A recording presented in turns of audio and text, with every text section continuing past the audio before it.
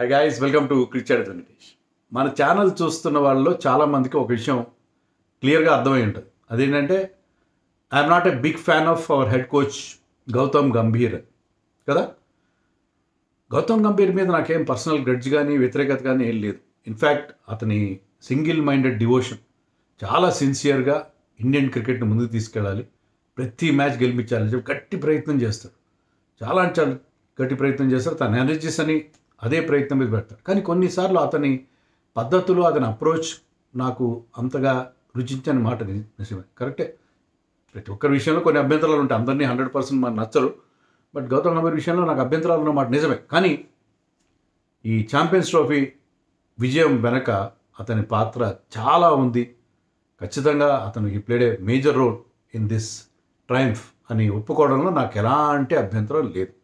I have been in this business అంటే అదే ఈ కాలమిస్ట్గా, ఒక జర్నలిస్ట్గా, ఒక అనలిస్ట్గా, ఒక యూట్యూబర్గా నాకు మొత్తం డిఫరెంట్ రోల్స్. బట్ 4 decades నుంచి ఈ క్రికెట్ అనాలిసిస్ నేను చేసినప్పుడు కొన్నిసార్లు మీరు అనుకున్నది జరుగుతుంది, కొన్నిసార్లు జరగదు. క్రికెట్లో ఎవ్వరు తోపు కాదు, ఎవ్వరు ప్రతిదీ కరెక్ట్గా ప్రెడిక్ట్ చేయలేదు. సో నేనేమన్నా ఎవరి గురించి హార్ష్గా మాట్లాడి దాన్ని ఒప్పుకోవడానికి కూడా నేను ఒప్పుకుంటాను. నేను ready, I have no objection, నిజాయితీగా ఒప్పుకుంటాను. ఎస్, గౌతమ్ గంభీర్ విషయంలో నేను కూడా కొన్ని నెగిటివ్ కామెంట్ చేసి ఉండొచ్చు. కానీ ఇక్కడ ఈ విజయం వెనక అతని పాత్ర ఖచ్చితంగా ఉంది. అది ఒప్పుకోవడానికి నేను రెడీగా ఉన్నాను. అండ్ ఈ వీడియో చేయడానికి ప్రధాన కారణం ఏంటంటే మన ఛానల్ వ్యూయర్, అతని పేరు కూడా వెంకటేష్. అతను ఏదో ఒక బిజినెస్లో ఉంటాడు, చాలా హడావుడి మనిషి. నేను ప్రత్యక్షంగా కలిసింది ఎప్పుడంటే రీసెంట్గా నా book release, bits and pieces release అప్పుడు. కానీ నాతో ఫోన్లో రెగ్యులర్గా మాట్లాడి చాలా క్లోజ్గా మాట్లాడతాడు, చాలా హడావుడిగా మాట్లాడతాడు. అతను చాలా క్లోజ్ అయ్యాడు. అతను కూడా ఎక్కువ ఒకసారి కలిసింది, ఒకసారి ఆ బుక్ తీసుకున్నాడు, బుక్ చదివాడు కూడా. ఈజీ ఇంగ్లీష్ ఉంది, నాకు బాగా నచ్చిందని కూడా చెప్పాడు. అతను ఈ వరల్డ్ కప్ అయిన తర్వాత వరల్డ్ కప్ అన్న ఛాంపియన్స్ ట్రోఫీ అయిన తర్వాత వరుసగా 2-3 ఫోన్లు చేశాడు. నేను తీయలేదు, ఎందుకంటే ఏముంది వీడియోలు స్టూడియోలు ఇదే కదా మన పని. Champions trophy, throughout the champions trophy అప్పుడు బిజీగా ఉన్నాను, తీయలేదు. మెసేజ్ పెట్టాడు, మెసేజ్ కూడా నేను చూసుకోలేదు. మళ్ళీ చేశాడు, కాల్ చేసి అంతా బాగానే చెప్తున్నారు, కానీ బ్యాక్ రూమ్ బాయ్స్ ఎవరైతే వెనక ఉండి నడిపించారో, ఎవరో వెనక ఉండి గెలిపించారో వాళ్ళ గురించి కూడా చెప్పండి, గంభీర్ గురించి చెప్పండి అని చెప్పి. అంటే అది నేను నాతో మాట్లాడి ఆ విషయం నా చెవిలో వేసేంత వరకు అతను ఊరుకోలేదు. అలా he was after me. So ఈ వీడియో అతని కోసం చేస్తున్నాను అంటున్నా సరే, నేను చేద్దామని అనుకున్నాను యాక్చువల్గా. I wanted to make this video, but this video is for him because yes, I do agree, Gautam Gambhir చాలా ఇంపార్టెంట్ రోల్ ప్లే చేశాడు. మనం గౌతమ్ గంభీర్ సెలక్షన్ పాలసీని వాటిని కొన్నిటిని మనం క్వశ్చన్ కూడా చేసాం. మనం అంటే నేను క్వశ్చన్ చేశాను. But he has been proved right. So ఖచ్చితంగా నాకు గౌతమ్ గంభీర్తో అభ్యంతరాలు ఏంటంటే 1-2 చెప్తాను మీకు. కొన్ని ప్రయోగాలు చేస్తాడు, చాలా ఎక్కువ రిస్క్ తీసుకుంటాడు. మన రాహుల్ ద్రావిడ్ లాగా బ్యాలెన్స్డ్గా ఉన్నాడు. ఒక ఎగ్జాంపుల్ చెప్తాను మీకు. అదేంటంటే శ్రేయస్ అయ్యర్ని ఇంగ్లాండ్తో జరిగిన సిరీస్లో ఫస్ట్ మ్యాచ్లో ఆడించలేదు, జైస్వాల్ని ఓపెన్ చేయించారు. విరాట్ కోహ్లీ లాస్ట్ మినిట్లో ఇంజర్డ్ అవడంతో శ్రేయస్ అయ్యర్ స్క్రీన్లోకి వచ్చాడు, తెర మీదకి వచ్చాడు. And he scored 50 and rest is history. తర్వాత శ్రేయస్ అయ్యర్ ఎంత కన్సిస్టెంట్గా ఆడాడు, ఎంత కీ రోల్ మనకు ప్లే చేశాడు అనేది మనం ప్రత్యేకంగా చెప్పక్కర్లేదు. సో ఆ మ్యాచ్లో గనక విరాట్ కోహ్లీ ఫిట్గా ఉండుంటే, ఆ మ్యాచ్లో ఓపెనర్గా జైస్వాల్ క్లిక్ అయి ఉంటే, మిడిల్ ఆర్డర్లో శుభ్మన్ గిల్ క్లిక్ అయి ఉంటే పరిస్థితి ఏంటి ఒకసారి ఊహించుకోండి. గౌతమ్ గంభీర్ దాన్ని సమర్థించుకున్న తర్వాత ఏంటంటే, మేము అందరికీ అవకాశం ఇద్దాం అనుకున్నాము, అందుకని నేను జైస్వాల్ని ఆడించాను, ఆ మ్యాచ్లో అయ్యర్ని పక్కన పెట్టాను. కాదు కదా, మీరు first match of the series, champions trophy కంటే ముందు దానికి ఒక డ్రెస్ రిహార్సల్లా జరుగుతుంది. దాంట్లో ఫస్ట్ మ్యాచ్లో మీ బెస్ట్ 11, అంటే మీరు ఏదైతే ఛాంపియన్స్ ట్రోఫీలో ఆడదలుచుకున్నారో ఆ 11తోనే వెళ్తారు. ఎందుకంటే ఇండియన్ టీంలో ప్లేసెస్కి ఎంత కాంపిటీషన్ ఉంటుందో, ఒక్కొక్క ప్లేస్కి 4-5 అక్కడ క్యూలో ఉంటారు. సో ఒకరికి ఫస్ట్ ఛాన్స్ ఇచ్చినప్పుడు వాళ్ళు క్లిక్ అయితే మిగతా వాళ్ళు వెనక్కి వెళ్ళిపోతారు, ఆటోమేటిక్గా వెనక్కి వెళ్ళిపోతారు. మరి అది గౌతమ్ గంభీర్ జస్టిఫై చేసుకుంటున్నాడు, నేను జైస్వాల్ని టెస్ట్ చేద్దాం. జైస్వాల్ని టెస్ట్ చేయాలనుకుంటే లాస్ట్ మ్యాచ్లో చేయాలి, ఫస్ట్ మ్యాచ్లో కాదు. సో ఇలాంటి ప్రయోగాలు కొన్నిసార్లు టెస్ట్ మ్యాచ్లు అప్పుడు కూడా అలా జరిగినాయి. సో అది నాకు అతని విషయంలో నచ్చదు. రెండోది ఏంటంటే చాలా సీరియస్గా ఉంటాడు. అంటే ఆ నెగిటివ్ వైబ్స్ వస్తాయేమో నాకు అనిపిస్తుంది. చాలా ఇప్పుడు మీరు ఎప్పుడైనా మ్యాచ్ జరుగుతున్నప్పుడు మీరు చూపిస్తే అతన్ని చూపిస్తే మొహంలో నవ్వు అనేది ఉండదు. డ్రెస్సింగ్ రూమ్‌లో అలాగే ఉంటాడు. ఎప్పుడు 90% అలాగే ఉంటాడు. నేను ఇంతకుముందు చెప్పాను లేదు. నేను స్టార్‌లో కామెంటరీ చేసినప్పుడు అకేషనల్‌గా అతను కామెంటరీకి వచ్చేది. వస్తే అక్కడ క్యాంటీన్ బాయ్స్ వాళ్ళందరూ ఉంటారు. క్యాంటీన్‌లో మాకు టీలు సప్లై చేసేవాళ్ళు. సార్ మేము ఆయనతో ఫోటో దిగుదాం అనుకున్నాం. కానీ ఆయన ఎంత సీరియస్‌గా ఉన్నాడు. అడగాలంటే కూడా భయమేస్తుందని చెప్పి వాళ్ళనేది. సో, హీ వాస్ ఆల్వేస్ అంటే అతని నేచరే అది. అది అతను మార్చుకోవాల్సిన పరిస్థితి ఇప్పుడు ఉండదనుకుంటాను. అంటే అంత సీరియస్‌గా ఉంటాడు. ఇప్పుడు 'జులాయి' సినిమాలో ఒక డైలాగ్ ఉంది కదా! ఇతనికి పువ్వుల్ని, అమ్మాయిల్ని చూపించండిరా చాలా వైలెంట్‌గా ఉన్నాడు. అలాగే ఇతను కూడా చాలా సీరియస్‌గా ఉన్నాడు. అతను కూడా నవ్వు తెప్పిస్తే బావుంటది. ఇప్పుడు 'విరాట్ కోహ్లీ' ఏదో జోక్స్ చేస్తాడు, నవ్వుతాడు. తప్పిస్తే చాలా అరుదుగా నవ్వుతాడు 'గౌతమ్ గంభీర్'. రీసెంట్‌గా వెంకటేష్ అయ్యర్‌ని కూడా అడిగినట్టున్నారు. అదే నేను పూర్తిగా చూడలేదు ఆ వీడియో. వెంకటేష్ అయ్యర్ కూడా 'గౌతమ్ గంభీర్‌ని ఎలా నవ్వించాలని' అడిగారు. సో, ఇది 'గౌతమ్ గంభీర్' అంత సీరియస్‌గా ఉండాల్సిన అవసరం ఏముంది? Okay. Coach has to be extremely serious in his functionality. తన పనితీరులో చాలా సీరియస్‌గా ఉండాలి. కానీ మామూలుగా నవ్వుతూ ఉండి ప్లేయర్స్ మీద భుజం మీద చేసి కాస్త రిలాక్స్డ్‌గా ఉంటే బావుంటది కదా! అలా అభిషేక్ నాయర్ చూడండి అలాగే ఉంటాడు. అభిషేక్ నాయర్ సరదాగా అందరితో మాట్లాడుతూ ఉంటాడు. గ్రాంట్ టెండెస్ కటే ఈవెన్ మార్నీ మార్కెల్ అందరూ అలాగే ఉంటారు. మన దిలీప్ గురించి చెప్పాల్సిన పని లేదు. దిలీప్ చాలా చాలా ప్లేయర్స్‌తో చాలా బాగా మింగిలైపోయి మన ఫీల్డింగ్ కోచ్ అంటే మనం చూసినంత వరకు చాలా బాగుంటాడు. He is a big very very popular in the team with the team. So అది నాకు అవే అబ్జెక్షన్స్ అతని మీద. అది ఇంకోటి అబ్జెక్షన్ ఏంటంటే టెస్ట్ మ్యాచ్‌ల్లో ఇంకా అతను టెస్ట్ క్రికెట్ విషయంలో న్యూజిలాండ్‌తో ఓడిపోవడం గానీ, బీజీటీలో ఓడిపోవడం గానీ, అది అక్కడ అతని స్ట్రాటజీస్ అంత పూర్తిగా ఫలించలేదన్నమాట. వైట్ బాల్‌లో అతనికి వంక పెట్టేదానికే లేదు. వైట్ బాల్‌లో మన శ్రీలంకలో ఓడిపోయాం అది వేరే విషయం. అక్కడ కొన్ని ప్రత్యేక పరిస్థితుల్లో అక్కడ స్పిన్ ట్రాక్స్ మీద ఓడిపోయాం అది వేరే విషయం. స్పిన్ మనం బాగా ఆడకపోవడం అనేది ఆ సమస్య మనకు ఎలాగో ఉంది. అది పక్కన పెడితే టెస్ట్ మ్యాచ్‌ల్లో ఇంకా అతను ప్రూవ్ చేసుకోవాలి. ఎందుకంటే ఇంగ్లాండ్ టూర్ అతనికి పెద్ద పరీక్ష. అక్కడ కూడా సక్సెస్ అయితే ఆల్ ఫార్మాట్స్‌కి ఈజ్ వెరీ గుడ్ అని చెప్పి అంటే నేనే సర్టిఫికేట్ ఇస్తున్నాను కాదు. మనం అనుకోవచ్చు. మనందరూ సోషల్ మీడియాలో మనందరూ కూడా జడ్జ్, జ్యూరీ, ఎగ్జిక్యూషనర్ కదా! మనంతా జడ్జ్ చేస్తూనే ఉంటాం కదా! సో, గౌతమ్ గంభీర్ ఈ ఛాంపియన్స్ ట్రోఫీకి చాలా చాలా రిస్క్ తీసుకున్నాడు. అతని కెరియర్‌ను కూడా పణంగా పెట్టాడేమో అని అనిపిస్తుంది. అంటే ఫర్ ఎగ్జాంపుల్ 5 స్పిన్నర్స్‌తో వెళ్ళడం. లాస్ట్ మినిట్‌లో వరుణ్ చక్రవర్తిని సీన్‌లోకి తీసుకురావడం.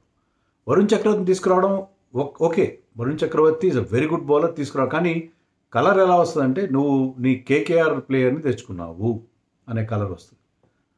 ఒక జైస్వాల్ లాంటి ఒక ఎక్స్‌ట్రీమ్‌లీ టాలెంటెడ్ ప్లేయర్‌ని పక్కన పెట్టేసి, ఒక బ్యాట్స్‌మెన్ పక్కన పెట్టి, ఒక ఎక్స్‌ట్రా బౌలర్, ఒక ఎక్స్‌ట్రా స్పిన్నర్ రవిచంద్రన్ అశ్విన్ లాంటి వాళ్ళు కూడా దాన్ని క్వెషన్ చేశారు. Everybody said 5 spinners is a big luxury. ఆ సాహసం చేయగలడు. ఆ సాహసం గంభీర్ ఒక్కడే చేయగలడు. కోర్స్ ఈ నిర్ణయం వెనక గంభీర్ ఉంటాడు, రోహిత్ శర్మ ఉంటాడు, చీఫ్ సెలెక్టర్ అజిత్ ఆగర్కర్ కూడా ఉంటాడు. బట్ గంభీర్ డెసిషన్ ఖచ్చితంగా Gambhir wanted Varun Chakravarthy in the team. Original లేకపోయినా వరుణ్ చక్రవర్తిని పెట్టి జైస్వాల్ని పక్కన పెట్టాడు అని చెప్పి అంటే ఒక బ్యాట్స్మెన్ని సాక్రిఫైస్ చేసి అందులో అంత ఎక్సైటింగ్ బ్యాట్స్మెన్ పక్కన పెట్టి ఒక బౌలర్ని తీసుకోవడం పెద్ద సాహసం.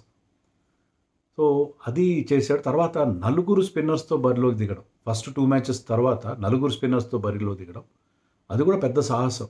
ఎందుకంటే హార్దిక్ పాండ్యా ఎలా బౌలింగ్ చేస్తారో తెలియదు. కొన్నిసార్లు రన్స్ లీక్ చేస్తారు. సో డెత్లో బౌలింగ్ ఎవరు చేస్తారు? కోర్స్ ఇప్పుడు ఏంటంటే మనకి వన్ డే ఫార్మాట్లో ఒక వెసులుబాటు ఏంటంటే మీకు 40 ఓవర్స్ తర్వాత అంటే థర్డ్ పవర్ ప్లేలో ఒక ఎక్స్ట్రా ఫీల్డర్ మీకు వస్తాడు. 5 fielders you can keep them on the boundary line. 4 మాత్రమే మీరు సర్కిల్ లోపల పెట్టాలి. దానివల్ల ఏంటంటే మీరు 45, 46, 47 వరకు కూడా మీరు స్పిన్నర్స్తో బౌలింగ్ ఇచ్చచ్చు. ఎందుకంటే మీకు ఎక్స్ట్రా ఫీల్డర్ ఉంటాడు కాబట్టి. బట్ స్టిల్ 2 పేసర్స్తో దాంట్లో ఒకే ఒక స్పెషలిస్ట్ పేసర్తో వెళ్ళడం అనేది చాలా పెద్ద సాహసం. ఆ సాహసం గంభీర్ మాత్రమే చేయగలిగాడు. That is another thing. ఇంకోటి ఏంటంటే 2 లెఫ్ట్ ఆర్మ్ స్పిన్నర్స్ నేను ఆడిస్తారని ఎప్పుడు అనుకోలేదు. ఎందుకంటే చాలా టీమ్స్లో లెఫ్ట్ హ్యాండర్స్ ఉంటారు. 2 లెఫ్ట్ ఆర్మ్ స్పిన్నర్స్తో మనం ఎందుకు వెళ్తాం? ఆ పరిస్థితే ఉండదు అని అనుకున్నాను నేను. కానీ 2 లెఫ్ట్ ఆర్మ్ స్పిన్నర్స్తో బరిలోకి దిగడం అంటే మన బ్యాటింగ్ డెప్త్ చాలా అవసరం. అది అది కూడా అతను తీసుకున్న నిర్ణయం. అలాగే హర్షిత్ రాణాని ఆడించడం ఎవరు ఎక్స్పెక్ట్ చేయలేదు. హర్షిత్ రాణాని ఆడించిన అదే కలర్ వస్తుంది, కేకేఆర్ ప్లేయర్ నాటి తీసుకొచ్చి ఆడిస్తున్నాం అని చెప్పి. But he thought that Harshit రాణాకి ఆ స్లోయర్ వన్స్ ఉన్నాయి, టాల్ బౌలర్, ఎందుకంటే టాల్ బౌలర్స్కి అక్కడ కొంత హెల్ప్ ఉంటుంది అని చెప్పి ఎక్స్పెక్ట్ చేశాడు. హర్షదీప్ని పక్కన పెట్టాడు, హర్షిత్ రాణాని తీసుకొచ్చాడు. లెఫ్ట్ ఆర్మ్ సీమర్ ఉండగా, వెరైటీ ఉండగా హర్షిత్ రాణాని తీసుకురావడం ఏంటి? ముగ్గురు హార్దిక్ పాండ్యాతో కలిసి అందరూ రైట్ ఆర్మ్ పేసర్స్ అయిపోతారు కదా, అయినా కూడా రిస్క్ తీసుకున్నాడు. అంటే ఎవరిని కేర్ చేయడు. ఓకే, ఐ విల్ ఒక డెసిషన్, స్ట్రాంగ్ విల్ పర్సన్ ఒక డెసిషన్ తీసుకున్నాడు, దానికి స్టిక్ ఆన్ అవుతాడు. సో ఇవన్నీ నిర్ణయాలు తీసుకోవడం. అలాగే అక్షర్ పటేల్ని నెంబర్ 5లో ఆడించడం, దానికి చాలా పెద్ద క్రిటిసిజం వచ్చింది. ప్రతి ఒక్కరూ, I think Gavaskar criticised everybody, Ashwin కూడా అనుకుంటా, చాలామంది అదేంటి రాహుల్ని నెంబర్ 5లో ఆడించే. Kumble also was very unhappy with that. So ఒక్క స్లాట్ అటు ఇటు అయినా పరిస్థితి అయినా సరే అది అక్కడ ముఖ్యంగా. అంటే నాకేమనిపించింది అంటే, వై ఆల్వేస్ నెంబర్ 5? నెంబర్ 4లో కూడా ఆడించవచ్చు, లెఫ్ట్ రైట్ కాంబినేషన్ కోసం.